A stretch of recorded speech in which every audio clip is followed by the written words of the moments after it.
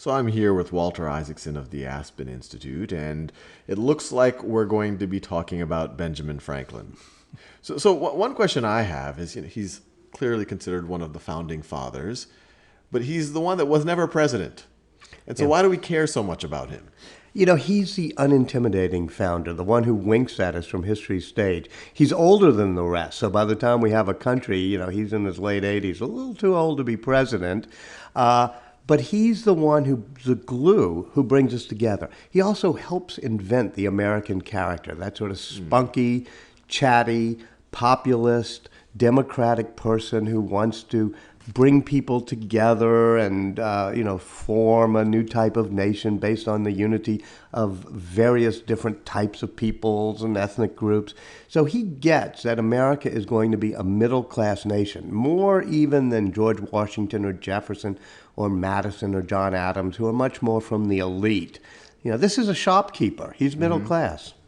And so just to get a sense of his life, we have a timeline up here, and I drew the timeline ahead of time because I do find it confusing. I mean, he wasn't in America his whole life, and he wasn't in one town his whole life. Yeah, he was, he lived 84 years, and he was America's best scientist, inventor, diplomat, writer, business strategist, and one of the most practical of our political thinkers. And he does it in various phases of his life. He's born in Boston, the 10th son of an immigrant, of a Puritan refugee to Boston. And he runs away as a kid. So then he goes to London for a little while to buy printing equipment, to work and make enough money to buy printing equipment. And then he comes to Philadelphia as in his early 20s in order to be a printer. And then he becomes a great businessman. He not only has a print shop, but he has a newspaper, a publishing business. He franchises his print shops up and down the coast. He creates the American postal system in order to tie together a lot of his printing and publishing houses. And then semi-retires in Philadelphia to become a civic leader, to do things like his electricity experiments, which were very important, but also to do things like founding a lot of civic groups, like what becomes the University of Pennsylvania.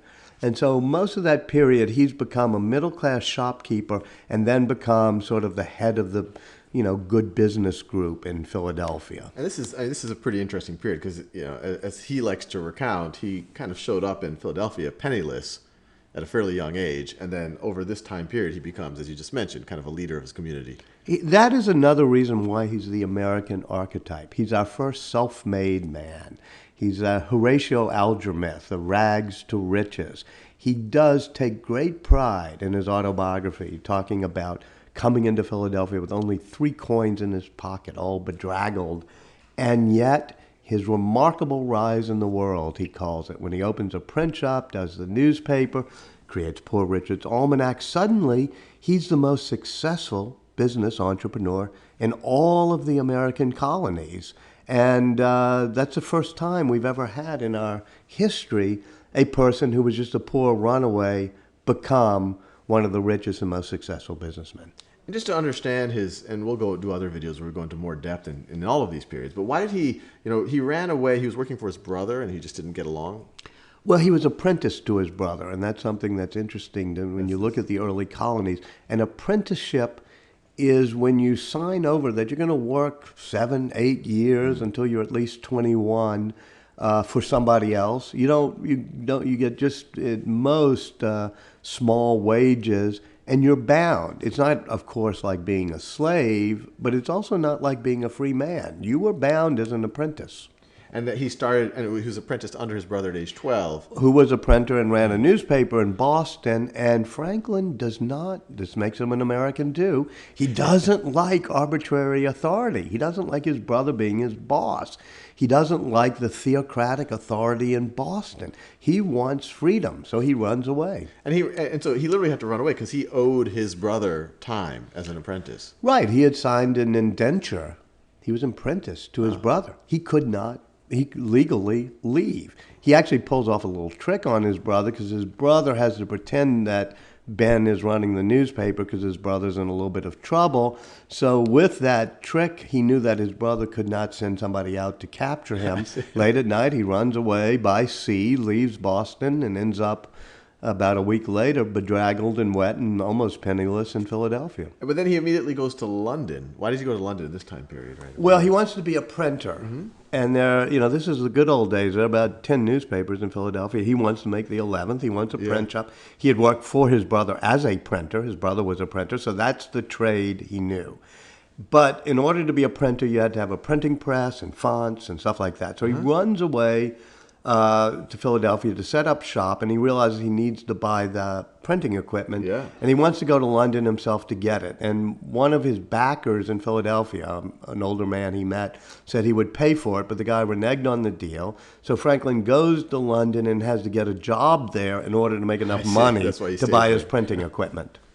I see. And that's why he had to stay there, get the equipment, come back, and that's kind of what launched his... Yeah, and then he comes back with his printing equipment a couple years later, and that's what launches him on his career as a publisher and printer. And it was really kind of near the end of this phase, I guess his midlife, that as you mentioned, he's a civic leader, inventor, and we'll talk more about that in depth. And that's kind of what launches him into his role as a, I guess for lack of a better word, founding father. Well, exactly. He becomes a civic leader in Philadelphia. He becomes a bit of a political leader in Philadelphia in the Assembly. And then Pennsylvania, as a colony, decides it needs an ambassador to London because we're having all the problems with the British Parliament and their ministers, and they're imposing taxes, and they're doing all sorts of bad things. And so he's like being an ambassador of the colonies to London. He was appointed by the Pennsylvania Assembly, but 4 or 5 other colonies, Massachusetts and others, decide, well, we'll use him too. He'll be our ambassador as well. You got to remember, we were not one country back then. We were just a collection of colonies. So each of the colonies had to decide who to send as their ambassador. So he spends a lot of time, really over, almost a 20-year period off and on in London, acting as an ambassador of the colonies, trying to keep us together as an empire, prevent the American Revolution. But in 1775, he basically fails, comes back to Philadelphia in 1776, becomes part of the Continental Congress, and helps write the Declaration of Independence. And then right after they do it, he has to go to Paris, even though he's a bit old by then, because in order to make the Declaration a reality, we had to get France in on our side in the war. So there's about 9 years in Paris, acting as an ambassador to Paris, and he's successful in getting France in on our side in the war. And then, as a pretty old man, as he's pushing 80, he comes back to what is then the United States, and helps write the Constitution, the Constitutional Convention, and is a very elder statesman. Wow. Fascinating life. Oh, it's totally amazing. We'll dig and an deeper. American life, too. Absolutely. It helps define what an American is and what our country is.